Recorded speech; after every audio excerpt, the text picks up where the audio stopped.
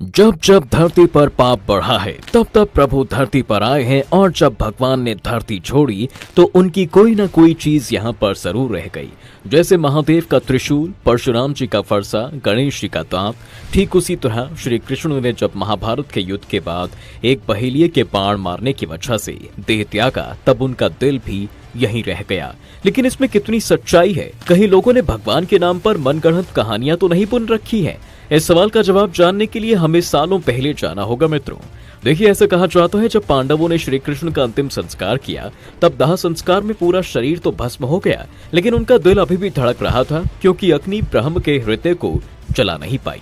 पांडव ये पूरा नजारा देखकर हैरान रह गए। तब आकाशवाणी हुई कि ये ब्रह्मा का हृदय है, इसे जल में प्रवाहित कर दो। इसके बाद पांडवों ने हृदय को जल में प्रवाहित कर दिया और कुछ देर बाद पूरा द्वारका नगरी समुद्र में समा गया और भगवान का हृदय लोहे के मुलायम पिंड में परिवर्तित हो जाता है। वहीं अवंतिकापुरी के राजा इंद्रदयुम्न भगवान विष्णु के बहुत बड़े भक्त हुआ करते थे और उनके दर्शन की इच्छा रखते थे।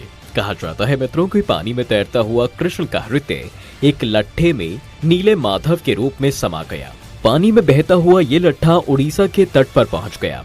उसी रात भगवान ने राजा इंद्रदयुम्न को सपने में दर्शन दिए और कहा कि मैं एक छड़ी के रूप में समुद्र तट पर स्थित हूँ। सुबह उठते ही राजा इंद्रदयुम्न भगवान श्री कृष्ण द्वारा बताए गए स्थान पर पहुंच गए और इसके बाद वो लट्ठे को प्रणाम कर अपने साथ ले आया। इसी लट्ठे से विश्वकर्मा जी ने भगवान जगन्नाथ, बलभद्र और सुभद्रा जी की मूर्ति बनाई। राजा ने उस पिंड को भगवान जगन्नाथ के मंदिर में स्थापित कर दिया और सभी को सावधान करते हुए उस पिंड को छूने और देखने से सख्त मना किया। मित्रों, कहा जाता है कि आज तक राजा इंद्रदयुम्न के अलावा किसी ने भी भगवान श्री कृष्ण के दिल को नहीं देखा है। भगवान कृष्ण का धड़कता हुआ हृदय आज भी श्री जगन्नाथ मंदिर की मूर्ति में विद्यमान है। भगवान श्री कृष्ण के इस हृदय को ब्रह्म पदार्थ कहा गया है। श्री जगन्नाथ की मूर्ति नीम की लकड़ी से बनी है, जिसे प्रत्येक 12 साल में बदल दिया जाता है।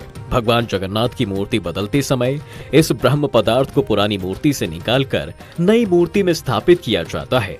जब यह अनुष्ठान किया जाता है तो उस समय पूरे शहर की बिजली काट दी जाती है। इसके बाद मूर्ति बदलने वाले मंदिर के पुजारी भगवान के शरीर को बदल देते हैं। इस दौरान पुजारी की आंखों पर भी पट्टी बंधी होती है और हाथों में दस्ताने पहनाए जाते हैं। मित्रों, ऐसा माना जाता है कि गलती से भी अगर कोई ब्रह्म पदार्थ देख लेता है तो उसकी तुरंत मृत्यु हो जाती है। मूर्ति बदलने वाले पुजारी का भी कहना है कि इस प्रक्रिया को जब किया जाता है तो इस दौरान ऐसा महसूस होता है जैसे हाथ पर कोई खरगोश कूद रहा हो। दोस्तों, स्कंद पुराण की माने तो तभी राजा इंद्रदयुम्न ने आषाढ़ शुक्ल द्वितीया के दिन भगवान को उनकी जन्मभूमि जाने की व्यवस्था की। उसी समय से ये परंपरा रथ यात्रा के रूप में चली आ रही है। इस मंदिर का पहला सबूत द्वापर युग के वन पर्व में मिलता है। आज के मौजूदा समय में जो मंदिर है वो 7वीं सदी में बनवाया गया था, लेकिन इस मंदिर का निर्माण ईसा पूर्व 2 में हुआ था। दरअसल 1174 ईस्वी में ओडिशा पर राज करने वाले अनंग भीमदेव ने इसको एक बार फिर से सही करवाया था। इस मुख्य मंदिर के करीब लगभग 30 छोटे बड़े मंदिर बने हुए हैं। तो मित्रों, ये तो था भगवान और उनकी मूर्ति से जुड़ा रहस्य। अब आपको एक बात और बताते हैं कि हर साल निकलने वाली रथ यात्रा के लिए रथ को कैसे तैयार किया जाता है। आपको बता दें, यात्रा के लिए रथों को बनाने के लिए नीम की पवित्र लकड़ी का इस्तेमाल किया जाता है, जिसे दारू कहा जाता है। दरअसल इसका इस्तेमाल एक खास कारण के चलते किया जाता है। इसकी खासियत यह है कि रथों को बनाने में किसी तरह की कील, कांटों और धातु नहीं प्रयोग किया जाता। रथों को बनाने के लिए लकड़ी बसंत पंचमी के मौके पर ही चुन ली जाती है और बनाने का काम अक्षय तृतीया पर शुरू होता है। वहीं जब तीनों रथ तैयार हो जाते हैं तब छर पहनरा नाम का एक पारंपरिक अनुष्ठान भी किया जाता है, जिसमें पूरे शहर के गजपति राजा पालकी में यहाँ पर आते हैं और इन तीनों रथों की आराधना करते हैं। इतना ही नहीं, वो सोने की झाड़ू से रथ, मंडप और पूरे रास्ते को भी साफ करते हैं। वहीं जब रथ यात्रा जगन्नाथ मंदिर से निकलती है तो वो सीधा गुंडीचा मंदिर पहुंचती है। रथ यात्रा के एक दिन पहले सभी श्रद्धालु मिलकर मंदिर को साफ जल से धोते हैं। इस कार्यक्रम को गुंडीचा मार्चिंग के नाम से जाना जाता है। लेकिन मित्रों, आपने कभी सोचा है कि रथ यात्रा में 3 रथ क्यों चलते हैं? दरअसल बलराम जी के रथ को ताल ध्वज कहते हैं, जिसका रंग लाल और हरा होता है। देवी सुभद्रा के रथ को दर्प दलन या फिर पद्म रथ कहा जाता है, जो काले, नीले और लाल रंग का होता है। वहीं भगवान जगन्नाथ के रथ को नंदी घोष या गरुड़ ध्वज कहते हैं। इसका रंग लाल और पीला होता है। मित्रों, जब यात्रा की शुरुआत होती है तब सबसे आगे बलराम जी का रथ, बीच में देवी सुभद्रा का रथ और अंत में सबसे पीछे भगवान जगन्नाथ का रथ होता है।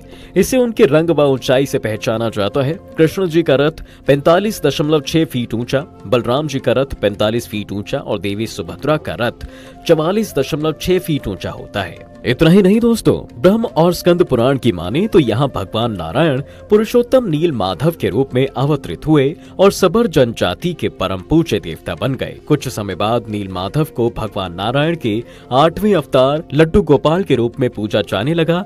साथ ही उनके बड़े भाई बलभद्र जी और उनकी बहन सुभद्रा जी भी यहाँ पूजे जाते हैं। बता दें कि प्रभु राम ने रावण के अनुज विभीषण को अपने इक्ष्वाकु वंश के कुल भगवान जगन्नाथ की पूजा अर्चना करने को कहा था। आज भी यहाँ मंदिर में विभीषण वंदापना की परंपरा कायम है। यहाँ पुरुषोत्तम हरि को प्रभु राम का रूप माना गया है। इतना ही नहीं, इस मंदिर के गुंबद को देख पाना नामुमकिन है, क्योंकि मुख्य गुंबद की छाया गायब ही रहती है। ये देश का सबसे भव्य और ऊंचा मंदिर है। ये मंदिर 4 लाख फुट के क्षेत्र में फैला हुआ है और इसकी ऊंचाई 214 फुट की मानी जाती है। इस मंदिर में जगन्नाथ जी का प्रसाद 500 रसोइये में 300 सहयोगियों के साथ बनता है। यहाँ आने वाले लगभग 20 लाख भक्त यहाँ भोजन कर सकते हैं और ऐसा कहा जाता है मित्रों कि मंदिर में हर दिन 20,000 लोगों के लिए ही प्रसाद बनाया जाता है, लेकिन त्योहार वाले दिन 50,000 लोगों के लिए भोजन बनाया जाता है। वहीं अगर कभी लाखों लोग भी आ जाएं तो प्रसाद ग्रहण कर सकते हैं। ये कभी कम नहीं पड़ता है। वैसे इस मंदिर के भीतर गैर हिंदू धर्म के लोगों का प्रवेश वर्जित है। वहीं मित्रों, क्या आपने कभी सोचा है कि जो सारी दुनिया की रक्षा करते हैं उनकी रक्षा कौन करता होगा? जो सबका ख्याल रखते हैं उनका ध्यान कौन रखता है? इन सब सवालों के जवाब आज हम आपको देंगे और बताएंगे कि आखिर कौन है भगवान जगन्नाथ और उनके भाई बहन का रक्षक। मित्रों, उड़ीसा के जगन्नाथ मंदिर में एक व्यक्ति ऐसा है जो भगवान जगन्नाथ की रक्षा करता है और उसका नाम है अनिल कोचिकर। अनिल मंदिर में एक प्रतिकारी यानी कि द्वारपाल के रूप में रहता है और जगन्नाथ जी के साथ साथ बड़े भाई बलदाऊ और बहन सुभद्रा की रक्षा करता है। कहा जाता है कि अनिल का परिवार सालों से भगवान के रक्षक का काम करता रहा है। अनिल से पहले उसके माता पिता भी इस मंदिर में भगवान के सेवक बनकर उनकी सेवा करते थे। मित्रों, माना जाता है जब मुगलों ने इस मंदिर पर आक्रमण किया था तब अनिल के पूर्वजों ने ही भगवान को छिपाकर उन मुगलों से बचाया था। अब आपको भगवान जगन्नाथ के अंगरक्षक अनिल से जुड़ी एक रोचक बात और बताते हैं। मित्रों, आपको बता दें कि अनिल ने नेशनल और इंटरनेशनल लेवल पर कई मेडल्स हासिल किए हैं। अपनी बेहतरीन बॉडी के लिए फेमस अनिल कोचिकर 7 बार मिस्टर ओडिशा रह चुके हैं। इतना ही नहीं, वो 3 बार ईस्टर्न इंडिया चैंपियन और 4 बार मिस्टर इंडिया का खिताब भी अपने नाम कर चुके हैं। अनिल ने 2016 में दुबई में हुए इंटरनेशनल बॉडी बिल्डर्स चैंपियनशिप में गोल्ड मेडल जीता था। वहीं 2014 में वर्ल्ड चैंपियनशिप जीतकर ब्रॉन्ज मेडल अपने नाम किया था। साल 2020 से 21 में जब कोविड की वजह से सभी भक्त को रथ यात्रा उत्सव में भाग लेने से मना कर दिया गया, तब भगवान जगन्नाथ के सेवक ही उस रथ को खींच रहे थे।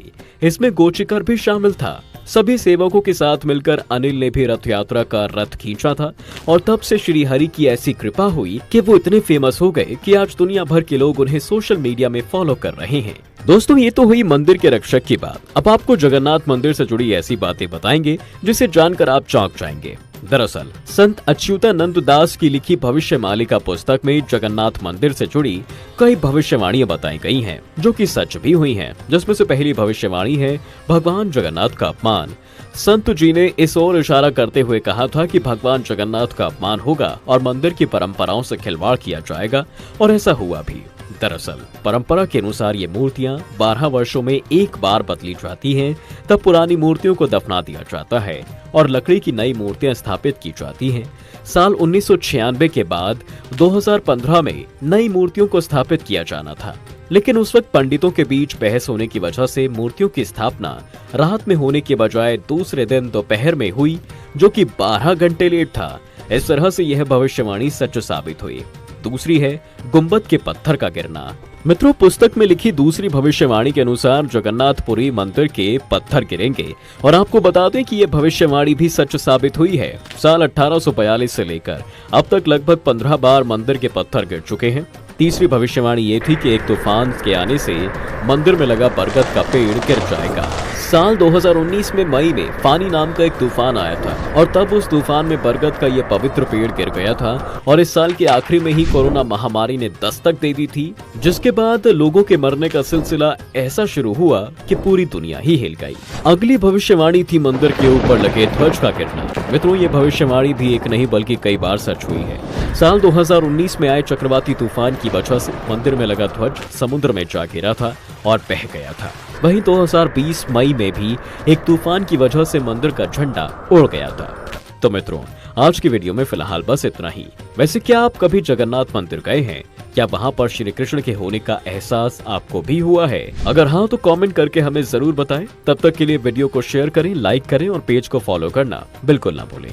वहीं अगर आप सनातन धर्म से जुड़ी किसी भी रहस्य के बारे में जानना चाहते हैं तो हमें कमेंट करके जरूर बताएं और अपनी अगली वीडियो में हम उसी पर बात करेंगे। धन्यवाद।